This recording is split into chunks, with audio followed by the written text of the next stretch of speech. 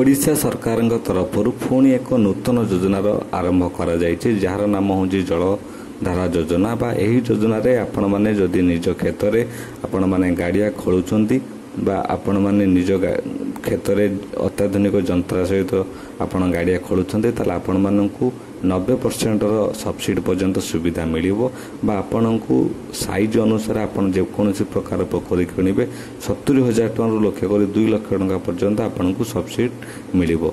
तेबे इतरे आपण मानकु एससी एसटी महिला मानकु 95% सब्सिडी सुविधा मिलुथिबा बेले आपनकु साधारण जनता मानकु 90% सुविधा मिलिबो।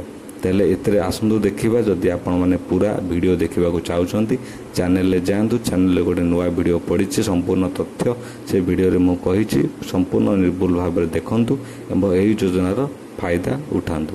ओडिशा सरकार तरफ जनहित रे जारी। धन्यवाद।